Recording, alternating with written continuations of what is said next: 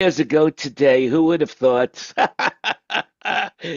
Crazy, crazy Oh stuff. yeah.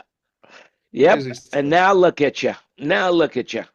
Yeah, now Unbelievable. now I'm semi-retired, That's it. I'm glad to hear that. trying to You figure out know, the meaning of life. that's right. Well, there you go. That's another Monty Python movie that we could talk about later in the show. Yeah. Very good. I didn't think Anyway, there is a welcome meaning of it. everybody. Oh, sorry. Welcome, welcome, welcome. It's good to see you all. Hey, just remember everything you hear today is an opinion, so do your own research. This is our 260th consecutive meeting, so congratulations to everybody who's put up with me for that long. And you know, today I don't know if you noticed the name of the show, but I changed it slightly. It's still thinking out loud with friends. However, now it's Soundmen thinking out loud with friends. So now I'm going to have, all different types of shows. I'm hoping my next show will be strippers thinking out loud with friends, so we can get some, really big audiences. But there's More not a lot like of wire strippers that I know. So do you So want us do more like anyway. you do you want us to all sound be men naked on the next meeting? Is that thinking what you're about saying? strippers. Oh yeah, that should be good for ratings. All right, Chris, what's the update, babe? Well, I just am curious about the patriarchy. Why is it sound man? It should really be sound person if we want to just kind of Oh, like be stop. politically correct Yeah, come on, and Jan. be Let's be politically correct. more Well, you could inclusive. But see you could see we got somebody from California in the but room. but then but Oh then my Jan, No, no, no, God. no. I just went and saw the new Sennheiser rig yesterday, and there were three women in the room. So come on, Well, give them their due. let me just do a display of the screen. I don't see one woman in here. And if a woman would come in, which they did in the beginning, and for some reason we chased them out. I don't know how we did that. I I don't tried remember my that. best. Yeah, yeah, we had a few women coming Did in. we? But Oh. for whatever reason, I guess this was too much of the locker room chat, I I guess think is what they there's call a it. little I bit too much I know a testosterone. couple But I of would them, and love to they're have and they're pretty love to have good. women come in, and then I'd change it to sound people. My God. Yeah, we're just propelling the patriarchy. That's all. It's good. Yeah, or get rid of it completely. Because I do have a new show coming online, which I created the logo for. Let me see if I could show it to you. Because I've decided that, I like doing this. I like doing the broadcasting. I like the social media aspect of life. And, I am sharing so many different things, except I can't figure out how to share my screen. Let me see. Well, I can't find it, so I can't show it to you. Oh, well, that's it. You're not going to see it You now. remodeled your I'm at, room there, Jan. What are you moving around over there? well, what I did was I did a couple of things. Number one, I sprang for some bucks. And as of right this second, you might not know it, but we're streaming in 4K. So instead of the normal 720. So be on your best behavior, wear makeup, whatever you need to do. I was gonna say I don't remember seeing that pimple anytime before. Yeah, Yeah, that's yeah, gonna no, be that's it. my head. That's my head. That's it. That's not a pimple. Anyway, so I didn't want to show the bed, so we bought a room divider, you know, and so that's what it is. Hey, So I'm so we all know you're human and you do need to sleep. yeah, oh man, I sleep. I went to, it's killing my real business because I go to bed so early to wake up for this, but what the hell? But here's the good news. We're going to make an announcement right now for all of you that weren't following me on social media. A miracle took place this week, and we received a U.S. visa for my wife, and she now has a 10-year tourist visa. And so What she have that before? she didn't have anything. We came to the United States on a K-1. We got married, and when we left, the visa was over. It was only a 90-day visa to get Oh, married. I see, I see.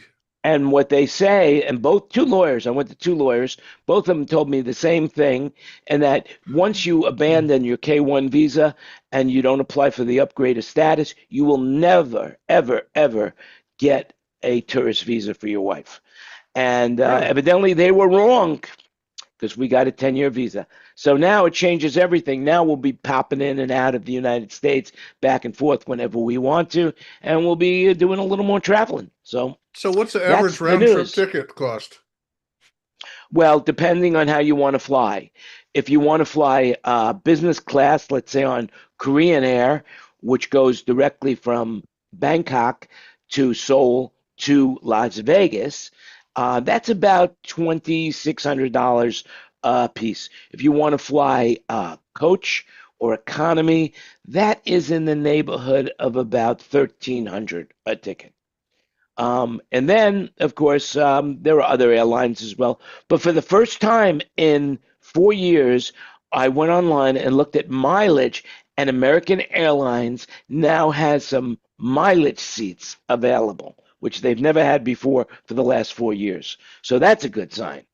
So not too many people. I mean, I'll just give you an update on the visa program. Uh, the first time we applied for a visa 3.5 years ago, uh, the wait time to go into the embassy was something like 4.5 months. Then when we applied for the Jesus. K1, it was 3 months and change. This time when I applied, the second I clicked pay the money, we could have made an appointment the very next day, which was unheard of. Unheard of. Wow. And so I picked an appointment a week later. We went in. There was a bunch of people in the embassy for sure. Bo said, you can't go in. Only the person applying for the visa can go in to the embassy. And but basically, they were very nice to her, and they gave her the visa. So there you go. So I'm she's pretty got the happy to K. report. Now she's got a tourist visa. Cool. And you celebrated Wait a by minute. eating at Terminal 21, right? How No, many we entries? celebrated by coming down with COVID. That was the Okay. best. you know.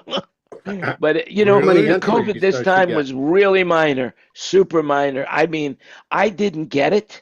Bo got it, and she was only down for like 2 days, and then we did the test in the third day, and she was negative again.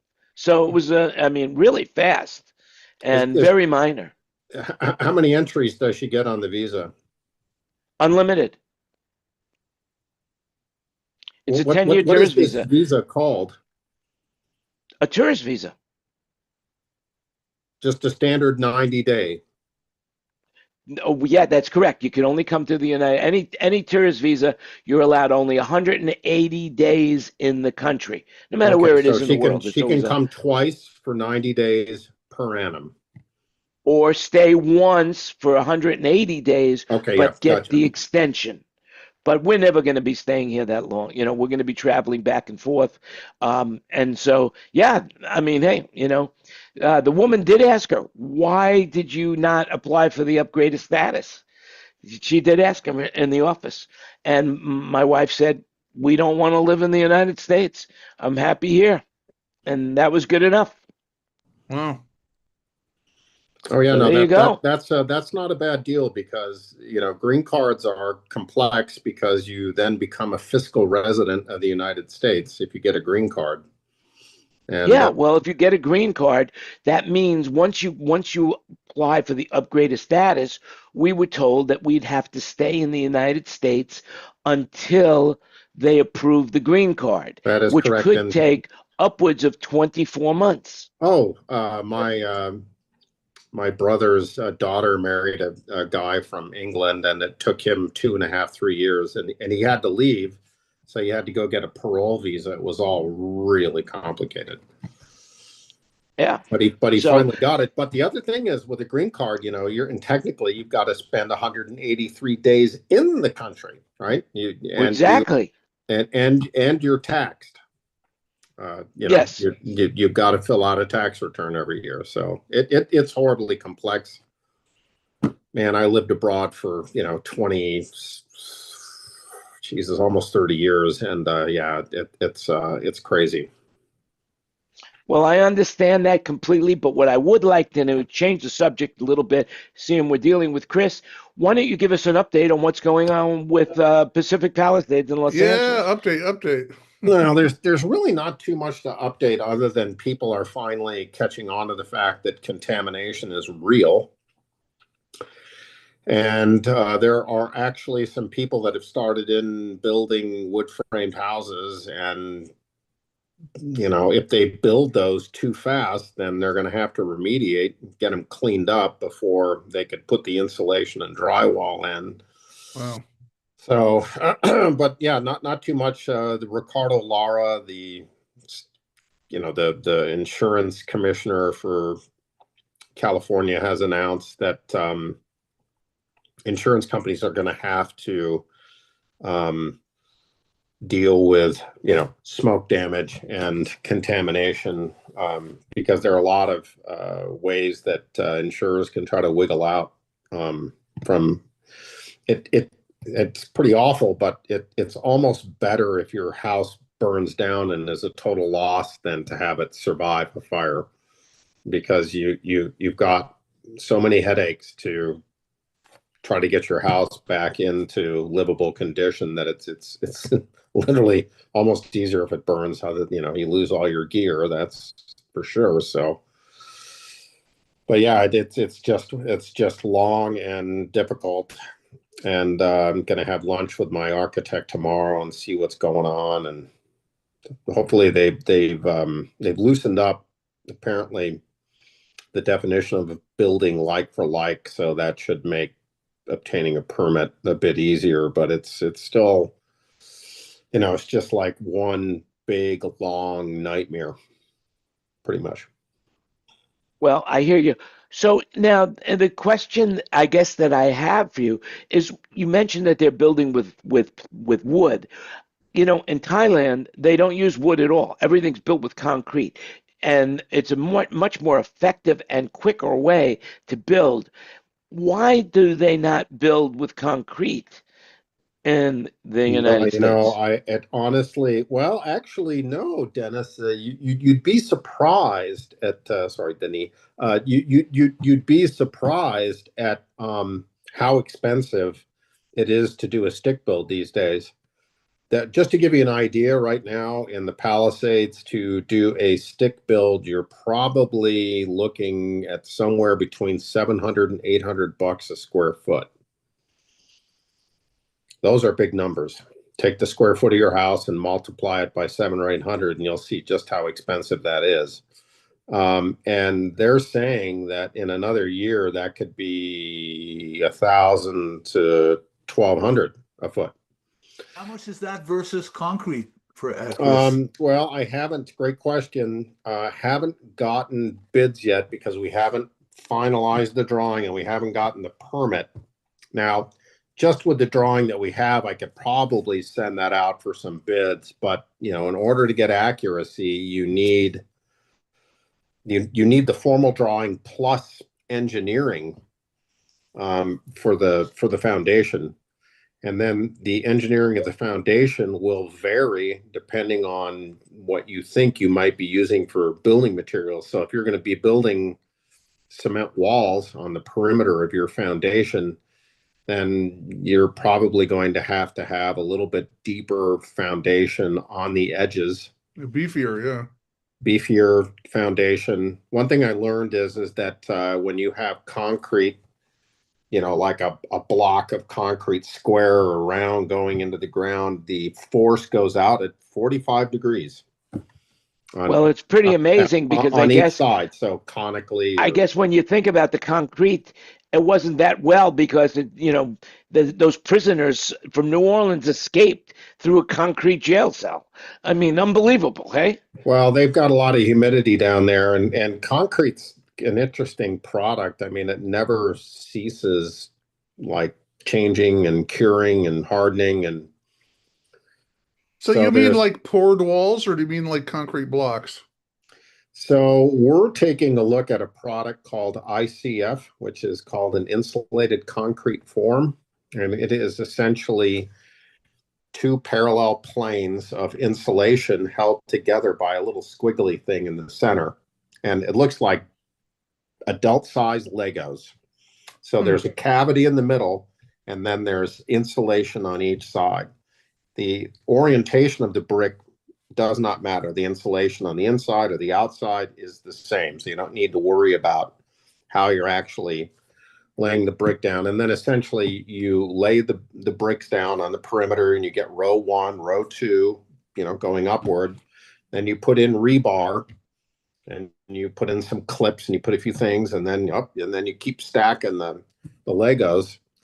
And then when it's all done, like you've got all your electricity conduits in there and plumbing and everything else you need, you basically fill that cavity with cement. And that's it. You're done. And then you do stucco on the outside and whatever on the inside. You can. The beauty is that you can apply stucco directly to the insulation. Wow. And for electricity, that's cool, but because you just run extra fish. But I mean, for plumbing, I mean, if there's a problem, it's a problem.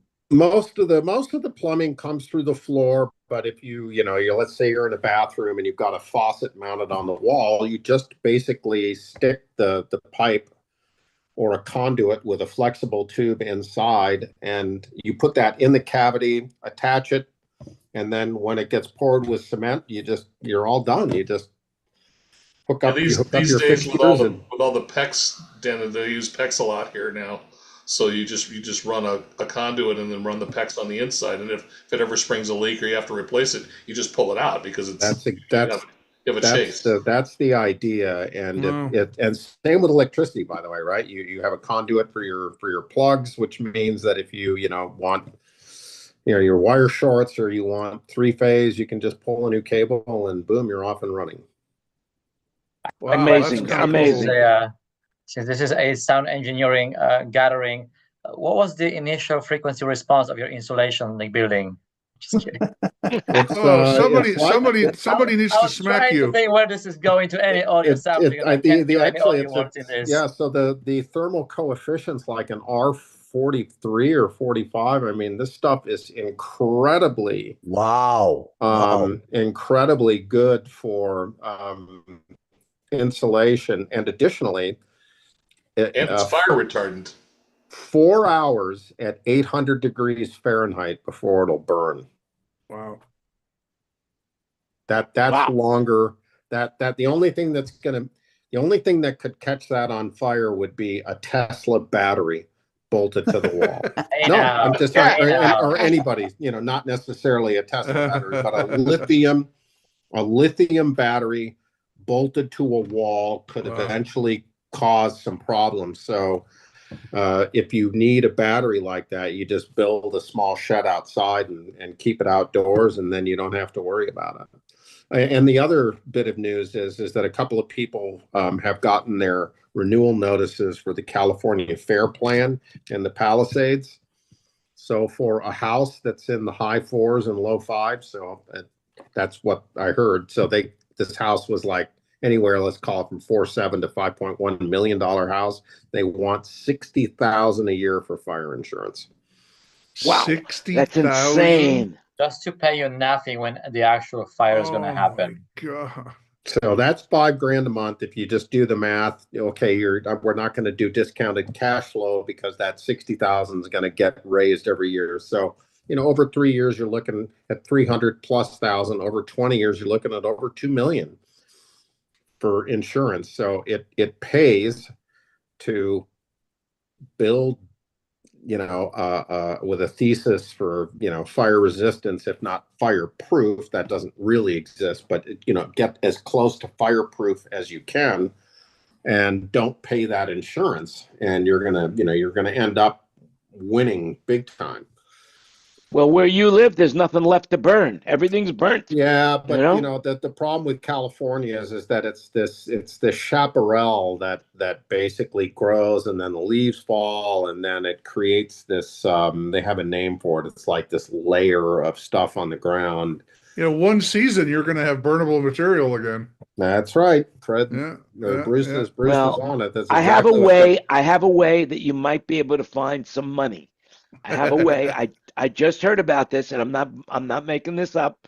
I know it sounds too good to be true, but when you work, your company sometimes pays into a 401k. Anyway, retirement saving lost and found database really does exist. It's lost and found, just print it out, LOST and AND found.dol, Department of Labor /retirement savings. And if you should go up to that site, check to see if you have any money available to you that you've left behind. My name to Bill Gates, and I'm just going to get in there and fucking go for the, for the big retirement fund there, Well, Bill Gates is amazing, right now. I mean, unbelievable what Bill Gates is doing. Bill Gates and his wife, Melinda, are America's second biggest philanthropists after Warren Buffett and his family. And how rich they've calculated that his money would be if him and Melinda didn't get divorced, they would be worth $1.5 trillion. That would be amazing. But right now they're worth at least $300 billion each. Peanuts. What could I say? Yeah, Peanuts. Just shit. Yeah, shit. Man. No, it's crazy. So a lot of folks are going to be rudely awakened. If they have, a lot of structures burned, but a heck of a lot survived. A lot of these houses up on the in the highlands and so forth of the Palisades didn't burn, and but they are now facing insurance bills that are going to be just absolutely grotesque. Well, there you go. Now let's have some happy news. Happy news today. That's it. We're moving on to the happy side of life.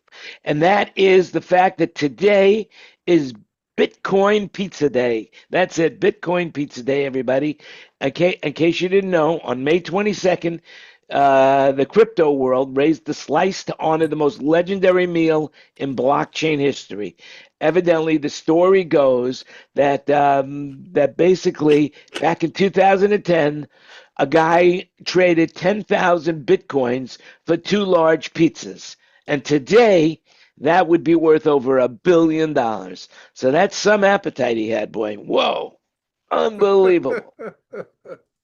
Isn't it also, Jan? Isn't it also Wild West Day, the wagons in America? I don't know what you're talking about. When they went west. But that's not unusual. That's today, according to the Google or whatever it was. It was today. They started their trip. I see, when you were on the search engine. Huh. Yes, it just shows you that. I just remembered the tour that I was doing was Avon. I knew it would come to me. Oh, Avon. Yes, Avon's calling. That's Avon. It, Avon's calling. Yeah, there's some things, there's some things that, go back to our past that when you hear about it, like Full of Brush. Did you ever have the Full of Brush man come to your house? Absolutely. Oh, yeah.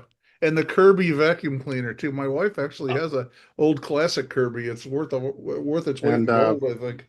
What was the other one? Avon. Then they had the Fuller, and then Fuller they had Brush. Fuller Brush. Didn't they have those plastic containers? I was just going to say Tupperware. Tupperware. Yeah, Tupperware was replaced with. Then they took that idea with sex toys and they called it fuckerware, and then they went around having fuckerware parties. Bada boom! Don't forget Mary Kay Cosmetics. All right, Mary Kay. Yeah. And then, of course, there was the Yellow Pages, but they never went to your house. They just gave you the Yellow Pages. And then they, of course, the not Wikipedia, Encyclopedia Britannica, the World Book, and the Book of Knowledge. My mom was a World Book salesman for a while. All right, so I have a question for all you older guys, which is all of us, right? So how many of you guys had kids and put the 8-inch Yellow Pages in your high chair when your kid was not quite old enough to sit in the high chair and be high enough to eat? Did any of you guys do that? No kids. I don't know about any of you guys, but I heard P. Diddy did it with some of the girls he was with. No, that's bad. That's bad. Are we ready? Yeah, you can watch in the car. I'll drive. Anyway, so let's see what else is going on in the world. Have a great week, David. How you want to talk about sound? Metallica. What do you think about this? Metallica showed in Virginia, registered on the seismograph. That's what you get. That's what you get when you have 144 times 2100 LFCs and 48 VLFCs. That is a huge amount of PA. Now those VLFCs go down to 13 hertz, so they would trigger. I could see them triggering, something on the graphs. Such a lot of people had upset stomach. You wouldn't want to eat.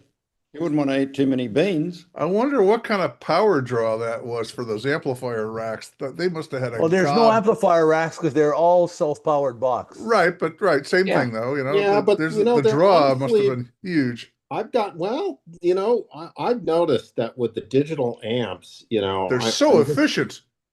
They are super efficient, and I haven't seen kind of like the power drain as compared to the old, AB class stuff, which definitely sucked it. But I've been super happy. I've got 900s and the X40s, and I just leave them on. When there's no signal, they literally go to sleep. They're like an amp and a half or something, a draw. Oh yeah, no, it's amazing. You can. They just don't really get any current draw until you really start pushing them. So that's an interesting thing because Myers is really good at that. All the switch mode power supplies, when they first started, they were drawing like enormous amounts of current to get output because power in equals power out. But there's a conversion, but in all product. But it has amazed me how I use a little PA and I run it really hard, and I would never plug it into one PowerPoint. And the fella plugs it up PowerPoint, and sometimes it never turns it off. And I'm going, so I looked up all the specs, and they're drawing like 3 amps, where that would have been for those amplifiers, which I don't know what the rating out is, but they're powerful. They're in the box. So how are they? What is intriguing me is how are they getting the switch mount power supply to be not doing surge like it used to, inflow. So a surge in current. How are they getting that to happen? Because you got to draw power to get power out. I know. I was running. I remember early on when I was running 4Bs, and I remember running 3 4Bs on a Bryston 4Bs on a 15 amp breaker. So 7 amp an amplifier, so 3 4Bs, 21 amp. And I understand they're not all running at 7 amp, but still, it would never pop the 15 amp breaker. So, one 4B was on the low end, one 4B was on the mids, one 4B was on the highs. But still, I remember 3 4Bs, blinking red lights, never popping the breaker. How'd that happen? So are they doing current limiting on the input? Well, not, there was no limiting in the amp. No, but in the power supply itself. So when it goes to draw too much current, are they limiting that current? So the amp's got a spec of output. I'm not sure how they manage that. I don't know. I'm just asking if and Crown HD 12,000s want like 14 amps on a turn-on surge. Yeah. I had racks of those, and now I'm running 3500s, and they're way more efficient, but they're still not as efficient as some of this new stuff is. No, not at all. Yeah.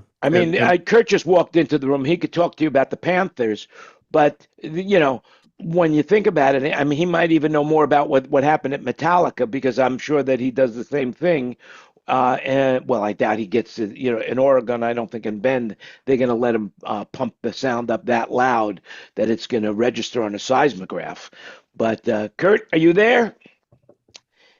Okay, moving on. All right, go back to what you guys were saying. So I had L-Acoustic Sivas on the Milken show I just did, and it was a line array on a stick plugged into a low box with a single 15 underneath it, right? Yeah. And those power amplifiers, those L-Acoustic amplifiers, were 4 channels at 3,500 or 4,000 watts per channel. And I could run 2 of those on a 20 amp circuit. And that was blowing my mind. I'm like, how the hell do they do that? I think that's a single 12 in that low end box, Bruce. But is it the low box or the sub? Actually, low boxes, right? I think, funny enough, I think they're both 12s, but no matter what, that's an amazing sounding kit. It is. I had never used them before. I'd always done this room with 932s with subs in the back corners, you know. And so when I set them up at first, it put the line array elements at the same height as my head. And I'm one of these guys that if I'm going to floor support something, I want it to be above people's heads when they're standing up, right? Yeah. So we put the tower on top of its sub. So it was a sub, a low box, and then the stick. Yeah. And so then it was bi-amped, right? Yeah. Actually, or was it trying? I think no. So two channels of the amplifier was for the low and the high, and then a channel for the sub. So they were tri-amped. And we used two amplifiers, and I was just dumbfounded how good they sounded, and that how little power they drew. Yeah. You know, basically all of backstage was on 120 amp circuit, and then you know the two amplifiers were on the other 20 amp circuit. And what brand was this? And that was it. What brand, Bruce? Acoustics. Yeah. Well, how does that compare to D&B, but it's Kenny? so expensive. They're all look. Everything's expensive now, but if you can't afford it, if you can afford it, then it's costly. If you can't afford it, it's expensive. Just remember that, boys. I think we bought 4 tops, 4 lows, 4 subs. Of Sivas? Sivas, and I forget how many amps, but it cost us 100,000 Canadian. Yeah, it was pretty amazing. But when you think about it, Metallic was using 144 2100s and 48. I mean, I'm not good with math, but that's over 200 boxes of subwoofer. Oh, a tour, yeah. So what? Christopher, I'm going to guess that those are all $25,000 boxes. Actually, I went to the Meyer demo in Anaheim, and they had 2 end fires with 6 2100s in each array, and they had 2 arrays on each side, so a total of 24 LFC 2100s in a large auditorium. And when they turned that up, knocking people over. When they turned that up, like my shirt was moving on my body and my hair was moving. Oh my God. It's insane. That's crazy. Dollar-wise, okay. So how many cabinets are we talking about, Jan, again? Oh, their whole rig is like 4 million.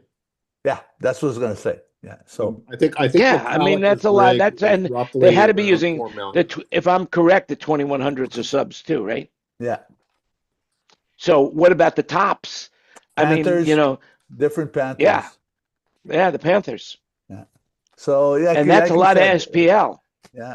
Oh, but I mean, it's spread in 8 stereo rigs, so it's not all shooting. It's 8 stereo rigs on those towers. So exactly, you know, so it's not a one forward, and even delays because it's spread between 8 stereos and then 8 inners, and I think it's UPAs or UPQs on the tower shooting inward for the people on the in the inner circle. The snake pit. Kurt, do you have any idea about that? It's X40 shooting in, but he's right. It's 8 zones, and talk about power efficiency.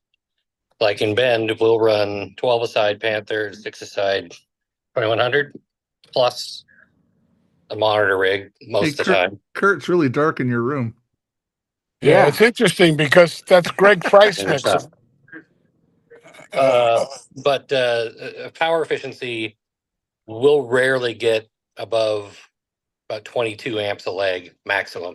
So Kurt, how's Myers doing that? How are they making those amplifiers so freaking efficient and put out so much power? If they told me, they'd have to kill me. Oh man. I heard they use mirrors. It's Class D switching digital power supply. I was going to say is that it is switching power supply, but boy, that's still just amazing. It's so amazing. Yeah, it takes more energy to make a bagel, to toast a bagel in the morning than it does to run my PA. Well, I'd like to have a justification on just here. Mind-boggling. You could run it on 320 amp circuits if you really had to, but I mean, you never would. But it's feasible. Yeah, that's amazing. Now, Ken Porter, how does the D&B, because you're a D&B house, how does that compare to the Meyer rig? The L Acoustics, D&B, and Meyer all have done that high efficiency amp that happened about 6-7 years ago. they started into that. And it's a Class D modified. They've upped the output voltage, I believe, what they did. They did a couple things, and they've also done some modifications to the coil windings in order to handle the different power. They have amazing grounding too, but one of the things that I noticed on the like UPA powered UPAs and a lot of the little traps that are powered, I mean, you can't make the damn things buzz. You could plug them into the same circuit as a goddamn toaster and they wouldn't buzz. I mean, they're just so, impervious to everything now. It's just unbelievable. Well, I can help you out there a little bit. If you want to make them buzz, just loosen the grills. That'll make it happen. Well, there is that. They're typically run at 208 hot ground. There's no neutral, and the neutral's where all the noise is. Between neutral and ground. Yeah. So there's no neutral. Can you guys hear me? Yes. Yeah. Oh yeah. So Metallica's now being mixed by Greg Price. Yes. And Greg Price has been a Claire guy for decades. So I really would love to know how he feels between going to Meyer after Claire. But Greg's been all mixing. I know is Go ahead. I was in the last Meyer class. They had the whole drawing of the Metallica rig, and we looked at it and put it into the modeler and map and did projection planes. And basically, all I can tell you is that a Metallica concert, everything is red. There's no yellow. It's all just. It is every frickin' seat is gonna get blasted. I believe Claire is the provider for Metallica, though. Even though Metallica bought the boxes, they are maintaining them in service agreements. Yeah, I think that's correct. That would make sense. I think Metallica that's why Greg buys is their there. own rigs, and then I thought Metallica owned their own gear. Yeah, they have their own gear. They do. Sound Image is the one that maintains it. Yep. For Claire. That's right, because Sound Image is part of Claire. There you go. Makes sense. They are now. One big happy family we are. The Borg. Yet. Yeah, well, Ken there's a lot Porter of Borgs resists. out there. Yes, Ken Porter resists. That's right. We're fortunate to have him here. Speaking of Claire, I saw Troy last week at the golf tournament. Yeah, the US golf tournament. Okay, just let me know when you're ready. What golf tournament was it? It was an AES. It's a benefit tournament, Yeah. which is Nashville Engineer Relief Fund, which collects money. It has money, endowments, whatever, now over the years, and it's to help people that are struggling, they're having health issues or whatever, and they can't work, or got bills that came up and they very can't nice. cover them, things like that. Good for them. Really, that's to give back to society is a good thing. Classy. That's for very sure. very classy of them. Oh, Yep. Ken, by the good. way, Ken, I just want to thank you for hooking me up with the right people there. I got all the information I wanted. Thank you very much, Right. Ken.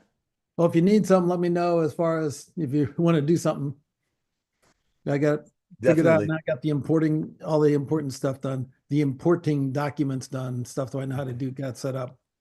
Okay. Yeah. Hey, one thing, seeing we're Soundmen thinking out loud with friends, I wanted to bring up in case you didn't know, the TV show Friends. Well, anyway, Norm passed away. And may he rest in peace. That was a funny show. I really liked it. 77 years old. Yeah, what a shame, man. What a shame. Yeah. What a So, shame. It all, on a brighter- anybody passing away. On a brighter note, tomorrow tomorrow's Thursday, isn't it? On Friday at 2:00, they're going to have the Weenie 500. We're going to race all the Oscar Mayer mobiles on the Indy 500 course. Really? Oh, that's funny. Does LeBron James own that? Does he own that? I mean, I think he owns everything, man. He's like one of the most richest players ever in the history of the NBA. And now Stephen Curry is now becoming richer than he is. Is that amazing? How much money is involved? I mean, the salaries of these figures, it's over $4.2 billion of the 50th highest paid athletes. That's insane. That much money. Insane. It's completely irrational. It is, and when you can't You know? afford to take your kids to a basketball game, then it's getting Yeah, pretty I out mean, to lunch. Now, speaking I of, have, I don't really watch professional sports anymore. About the only thing I look at, from time to time is a baseball game, on television. Once in a while, yeah. hey, That's Chris, it. did you see the Formula One race from Miami in the pre-start and where they went for the around the track? They had built 20 Getting off. Lego cars. They made a copy of all their Formula One car out of Legos on a frame and drove them around the track. Oh, how funny. That's classic. Well, that's cool. So maybe you need a Lego car to go cross country, Yeah, well, you never know. You never know. They run on Lego juice? Do they run on Lego juice? I don't know. I think it was a little powered in it. Well, there's a little bit of money in our industry too. I mean, Beyonce, they just made an announcement that her 2025 so far with $56 million just at SoFi Stadium. 56 million. I guess my question is where are people coming up with this kind of money to pay for concert tickets? I It's don't get it. insane. And then I also heard that Justin Bieber had to sell his catalog because he was running out of money. Yeah, my wife does a lot of the K-pop stuff that comes to LA, and she tells me what tickets are, and it's just like, it's just moms and their daughters. It's like, where do they get the money to go to these things? It's just unbelievable. Hey, a few weeks ago, like 4 or 5 weeks ago, I did Julio Alvarez at SoFi, and it was 3 nights sold out. Is that really was it really completely sold out? Would that make any decent money, or do you know? Because I got this Saturday night, we're doing them again in Texas Stadium, and it's supposedly sold out too. Well, I am positive the way it works is they do get a guarantee, and then they get a percentage of the gate. Usually they keep most of the merchandise that they work, and then the arena, depending on how big they are, they could get part of the parking. They could get part of the drinks and food. A lot of the seats are scalped up and resold for way more money. Yeah. Well, now they've signed that thing. Trump is signed something that tries to stop that. Yeah. He signed some executive order about that. Well, that's not. I mean, the only way they're going to do that is with biometrics, where you buy the ticket, then your biometrics is that how you get into the concert. But you might buy tickets for a friend, then what happens? So it's a difficult thing to police. Very, very difficult thing to police. I just limit purchase for 2 tickets per one person, and that's it. If the rest of the family wants to buy tickets too, then you have to make another purchase, or your family have to buy tickets themselves. I don't know how. Yeah, but Greg, that's a hard thing to do. Like, let's say, for example, when tickets go on sale to a major concert, everybody's online immediately going to Ticketmaster to try to buy. Like when Taylor Swift concerts were out, there was a big scandal over the fact that the Ticketmaster collapsed and people couldn't buy tickets. So the reality is that it's a very difficult thing to police and control. Extremely difficult. And if people want to be, 6 people that sit together, then stopping people at buying 2 tickets, it's not going to work. People. Anyway, things have changed. I was on the phone. Sorry, go ahead, Bruce. You finished. You were talking. Go ahead. I'm sorry. Well, I was going to say, in the older days, it was 80%. The artist 80% of the gate, promoter gets 20% of the gate, and then after that, they go into different percentage. As far as merch, I mean, the second biggest money-making arena in North America, which is the Bell Center in Montreal, I mean, they were charging 35% on merch, and they've kept that up for many years. But to circumvent that, things like that, like the Stones, they would choose their venues where venues were not allowed to take a cut on their merch, and they were able to take a cut on the, on the beer sales and popcorn sale and whatever. So I mean, everybody's figuring out a way to, get how many pennies they can out of everything. It's unbelievable. Yeah, but the Rolling Stones, the Grateful Dead, Taylor Swift, Beyonce, these are no-brainers. They just say, "Hey, we're going to do a show," and everybody wants to buy the tickets. So that's a Not gimme me. to the promoters. That's a gimme to the promoters. But then when you have a new act coming along, that's where the challenge comes in promoting. Yeah. That's the challenge that you have to face with an artist as well. That's where your chances of winning or losing become more intense, more possible of losing money than that. Ken, how many new acts do you get coming through your shop that need touring gear?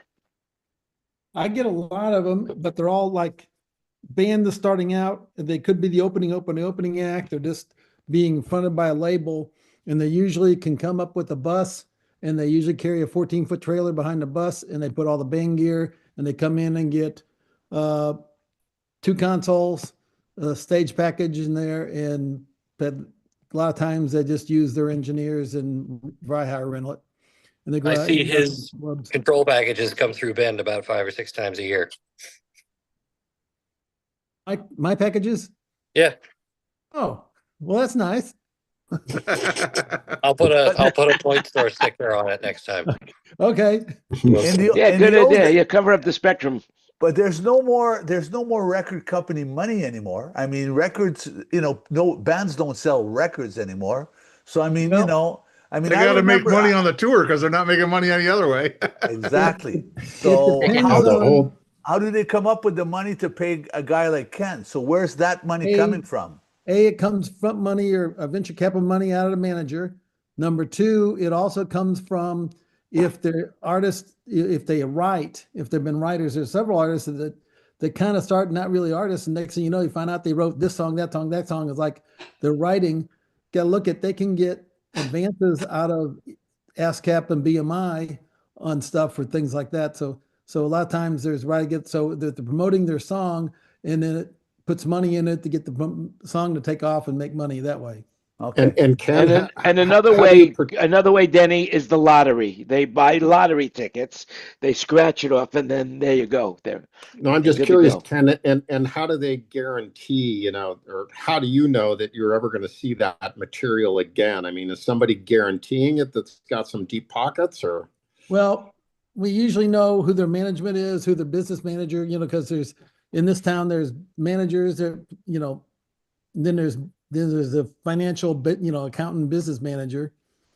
And when you have that, and they've hired band, there is a reputation, around, they played places, and if they got, they got an itinerary where they're going, and particularly if they got enough to get a bus, then you got them. A lot of them running that van to go, where they run a van with a trailer behind it for a while too, when they're really small. I don't have too many, I don't have many of them because a lot of times they're at the 3 Deadly P's. Promoter provides PV. I think back to Jan's question. Sorry, Kenny. Yeah. Back to Jan's question, or maybe that was Denis, about how many young startup bands needing production company or in a gear. I can speak on that from my perspective when I see younger kids coming through our side stage, because we actually have 2 in our venue, and we're very fortunate to be able to support smaller touring acts. What I see is a lot of bands are escaping into those portable, scalable audio systems, to the point where you open a Pelican case, you have just a screen and a little controller with a brain. And a lot of bands are just going into those solutions, or they buy those tiny, like an M32, like a rack M32 or something like that. Smaller than that. Really? Like Allen and Heath solutions that allow you to have just a stage box and then controller in your Pelican. You're literally opening 2 Pelican cases and connect 2 cables plus power. Then you grab your drive lines from the house, left, right, sub, and fill, and you're done. And while the other guys at the festivals are still poking on the digital consoles, you're in a hotel. Yeah. But talking about production, oftentimes bands contribute towards buying those little rigs. And that's how they start touring. So there's no need for production company. And that's the only reason why they can usually afford a sound guy traveling with them in the beginnings of a career, if they really care for having a consistent person and consistent sound. And I see that more and more often. Yeah. Some of them, by Well, the usually the sound guy is also the production manager and the tour manager. Yeah, when tour there's manager. when it's a small band. Yeah. Not like Bruce was saying earlier that that's what he used to do. But the reality is most theaters, most clubs. I mean, I don't know of a club that doesn't have their own PA system. So I'm going to guess that the bands, if they're going to travel, they're just going to travel with the in-ears. That's it. And they're control of that. You know, Jan, when I moved here in 1980, I had a PA from when I did the East Coast club circuit.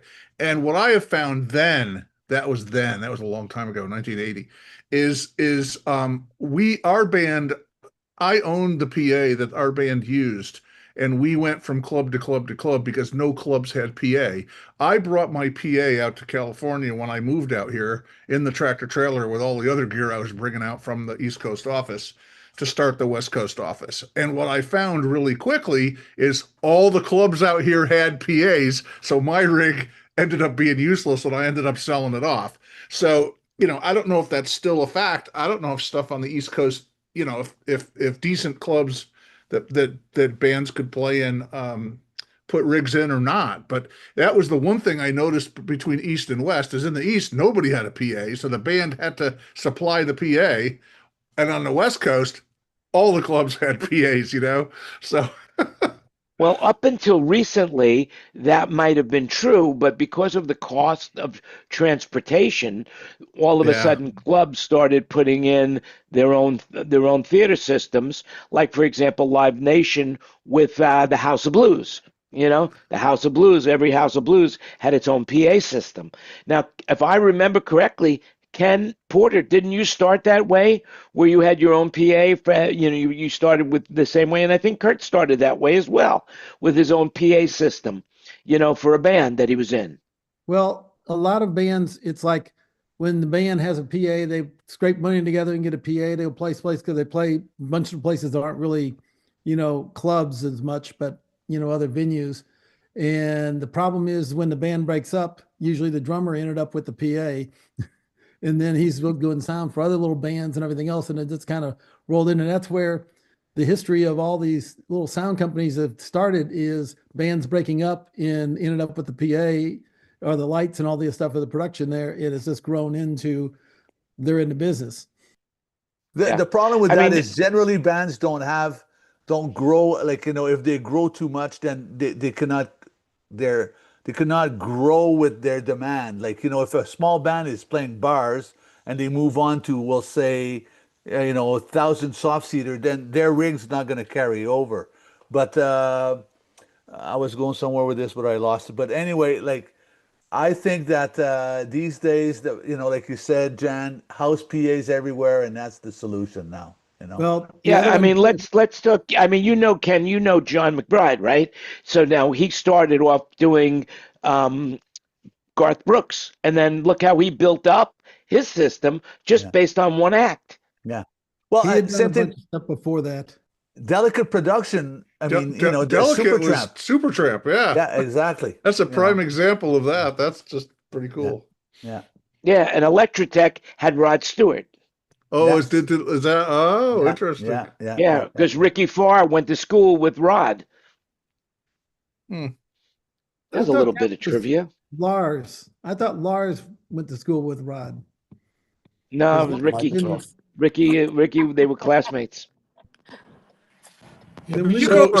So my school loan built my PA, and it took 10 years for my dad forgave me. When I got done with my first set of classes and stuff like that, the guy in the class had this band, and he said, you could take my band and go on the road with them, but they need a PA, and he got a job at Record Plant in New York, which was my in at Record Plant. So I quit school at that point because I had my certificate in the audio, you know, recording arts at that point, and I didn't continue to get a music degree. And so I took the rest of my school loan and I built a PA and went on the road with his band, and I thought my father was never going to forgive me. Where did you get your certificate, Bruce? Fredonia. Where did you get your certificate? Fredonia, state of New York at Fredonia. Okay. With Dave Moulton was our. They had a beautiful studio. I was amazed that basically an agricultural school could have such a great recording program. And he wasn't one of these guys that. It always used to freak me out because I'd get these kids that would go to like Full Sail or some of these places, and they'd walk up to my console and say, "Oh, where's the echo knob?" It's like, you know what? Until digital consoles came along, there was no such thing as an echo knob. And Dave used to say, if you want echo, you got to go in the closet and get it yourself and hook it up. On my Kelsey console. See, I had a Kelsey too. They were aux outputs. Yeah, but was it on the Kelsey or on the Soundcraft Series 1? They were called Echo 1 and Echo 2. The POS one was one was called actually Monitor and one was called Echo. Yeah. So the one thing that Dave always did was great is the studio basically just had a console, sitting on a table, and all the tape machines and all the snakes that went through the wall into the other rooms, everything was in this big ass closet, and there was 12 people in our class. And it was our job. We did like 3 hours of classroom a day, and it was up to us to keep the studio working 24 hours a day. So we used to do jingles and band tapes and demo tapes and all kinds of stuff. And the deal was, if I booked the studio for 12 hours, I had to get the shit out of the closet that I wanted to use. I had to align the system, run the snakes, set up the band, record, go through the recording thing, and then put everything away in the closet. And then the next couple of kids would come in and they get everything back out of the closet. And, it didn't matter if we were using the same shit. We had to put it away, and the next group had to come get it out and then hook it all up and realign. So we learned how to patch shit, and we learned how to fix cables and run snakes and do all that stuff. And a lot of these schools, they have these beautiful studios, and you walk in, it's like, oh, aux, you push the button and turn the knob and echo comes out. Well, to me, I had to go to the closet and get echo. And I had to make it work. You mean the Roland 201? Oh, I had a 201, and I had a staged spring reverb that if I jumped up and down on the floor too much, it would boing. Oh, and you know what else I had? I had a Docoder 4-track, and I used to do 10-inch reels on it, and I'd put a reel on every once a week, and it would just run, and it was 4-track, and I would send one aux out into the 4-track machine, and I would ping pong with RCA cables all the inputs together, and then return the outputs into 3 different faders. So depending on if I wanted echo or not, like the short echo would be fader 1, and a little longer echo would be fader 2, and the longer echo would be fader 3. And if I wanted 3 echoes, I just push all 3 faders up, because the Docoder would do simul, record and playback at the same time. And I could, as soon as it recorded, I could suck it off any combination of the heads at the same time. So, I mean, it was a great echo device. It was just so much fun. And the 201 was the coolest thing ever. I just found a tape from the 70s that was just the reverb feed for Firefall. In other words, I was using the tape recorder as a reverb, and I found that tape. So I'm listening to this great vocal.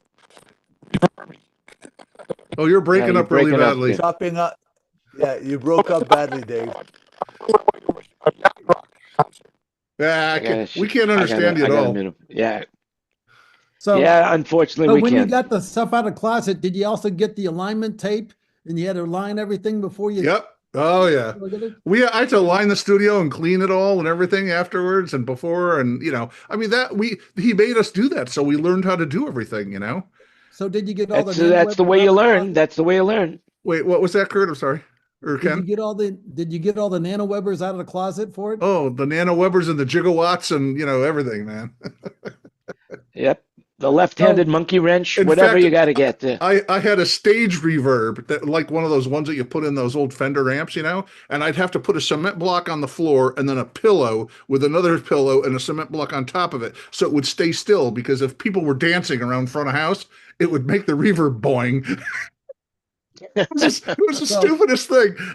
It's just amazing how I had all this stuff going. It was just going to work so well, So did you ever do, I was doing, in the school when I was in college, we had a studio downstairs, and I had to do all recitals and everything else, but mixing. But what I did was I put a 12-and-a-horn speaker or a 15-and-a-horn speaker in the bottom of the stairway, and each floor had had mic inputs to it back to the studio. So I put mics on each landing. When we went down to Thanksgiving when Record Plant was closed one year, we went in Thanksgiving weekend, and our band did a demo tape in there, and Record Plant was in one of these buildings in New York City on 42nd Street. It was like 97 stories, right? So I don't know how exactly it was, but so the fire stairwell was like concrete and steel, and it went on forever. So what I did one time that was so cool, I put one of the guitar amplifiers, all our guys had like double stacked Marshall and a double stacked PV and a double stacked high watt, right? So I would take one of their speakers and put it in the stairwell, and then I'd put a 57 on each landing, like 2 or 3 landings down. And man, I got some great effects in those stairwells, man. And I was like, just a ton of cables like draped up and down through the stairwells, and if there was ever a fire, I probably would have, or the fire marshal ever walked through, he probably would have hung me out to dry. But I'm sure the neighbors in the building were very happy about that. It amazed me what they did in those buildings, and stuff was, like we had done some stuff in the NBC studio where they shot Saturday Night Live and a bunch of other stuff. And, there's all kinds of stuff in those buildings. And it just amazes me that they could put studios in those buildings and have all that isolated power and all the quiet air conditioners and heaters, and everything would be quiet and not disturb like somebody in the next section of the building having a meeting, that had nothing to do with, what we were doing, And, I don't know. It's just, New York is just an amazing place. Bruce, well, also a lot of those studios had a suspended floor as well. Oh, yes. The real studios did, yeah. Isolated floors and everything, yeah. When I visited Air London at Piccadilly Circus, this would have been in 84 or 85, I had a chance to visit it. I had to be out of there before 11 because Paul McCartney was recording with Stevie Wonder. And so I got there at 9 and I had like an hour and a half to visit the place. So, and I said, there's a tube downstairs, and it's the subway in London, and it runs on railroad tracks. And I said, I could feel it like when I'm walking in the street. And he says, oh, we suspended the whole floor attached to springs to the ceiling. Wow. Yeah. And then I walk into one of the rooms, and it's got like an SSL. I forget how many feet long. We'll say 10 feet long. Yeah, they were huge. and I said, how did you get this in? Oh, he says, in that window.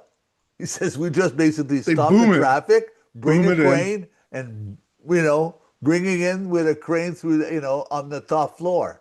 So talking about old cool shit, did I ever tell you guys about the Westgate Theater, the old Elvis, the reverb in the Elvis theater that Kenny's working in? I told him to go find this upstairs if he had a chance, and I wonder if he ever did. Did I ever tell you about that? So I think you did, but tell us again. Yeah. Because those people who weren't available in the first shows can now hear about it for the first time. It was so cool. Like, the cool factor was just unbelievable. So every year I would go do panels and papers in the Elvis Theater there at the Hilton, which is now the Westgate, right? So Mark Swift was the house engineer there, and he and I through the years have gotten to be pretty good friends, and he was the house engineer Mark there. Swift, as in Swifty? Swifty! Oh, God, I love him. He's such a sweetheart. Have you seen him? I saw him briefly, like last year before, but he used to work for me in the early 80s. Oh, what a great guy. He was the house engineer in that theater for a long time. In fact, I did Captain and Tennille in that theater. I sat in for Jim, who was the house guy, and a couple times when he was sick. And I don't even think Jim's alive anymore. But anyway, so Swifty comes downstairs.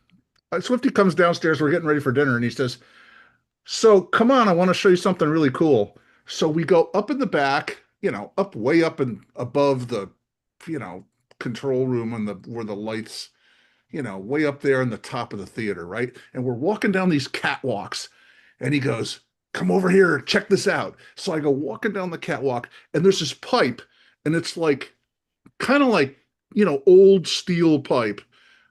And it's like 10 inches maybe, or 8 inches or 10 inches. And it's like 100 and some feet long. And at one end of this pipe, there is it looked like an old frame to like a 10-inch speaker that was like welded on the end of it. And on the other end of this pipe, it had been capped, but they took this what looked like an old SM58 and cut a hole and stuck that sucker in there and insulated it. And I said, "Don't even tell me." And he says, "What do you think this is?" And I says, "This looks like an old, like a tube reverb." And he says, "This was Elvis's reverb." They sent it up an aux and up to that speaker, amplifier and speaker, and then the sound would go down this 100-foot long tube, and the microphone would pick it up at the other end, so it would all be all reverbized from the tube, right? And then it would come back down to an input in the console. And it had a plaque on it that somebody had made, and it said, whoever made it and all this kind of shit. And I was like dumbfounded. I'm like, well, actually, cow, now that I hear this story, that Elvis 100 millisecond slap now makes sense to me. Probably came out of that 100-foot pipe. If it was 100 milliseconds, it was probably a 110-foot pipe. What did the plaque say? What did the plaque say? It said who made the pipe or something. It was just like one of these little steel plaques that's riveted on the pipe that said who made it. And I just noticed it was there. I didn't even remember who made the damn thing, but I just thought that was made for Elvis. Oh my God, that's the coolest thing since sliced bread. I thought that was just the bomb. Well, this is the greatest way I could say to say, hey, thanks for watching, everybody. We're going to stay in the room. Just remember, everything you heard today was an opinion. Soundmen Thinking Out Loud with Friends, episode 260 in the can. And remember, you make it happen. See you again next week. But before we go, one thing I always do is I'll say, is there anybody that has anything they want to say to the people out there that have been watching? Okay, I do. I'm going to share the screen right now just to show you. I am going to be doing another show. Let's see. Did you see it? I don't know what you. I don't even see it myself. It says you're sharing a screen, but it just went black. Yeah, there it goes. Now let's see if we could share the screen the right way. There it is. My next version of what I'm planning on doing, the Jan Landy Show. So we're going to keep doing this one, but I'm going to start the Jan Landy Show, and it's going to be talking about life in general, and what I want to talk about. So there you have it. Like dancing naked in your living room? Anything I want, everything goes, baby. Everything goes. I just bought a tutu for the show, so that's all you could say. All right, everybody, make it happen. Have a great week. We'll see you again next week. Share the show, invite your friends, and anything else I can say, just be happy, stay safe, and we'll see you all again next week. Bye for now.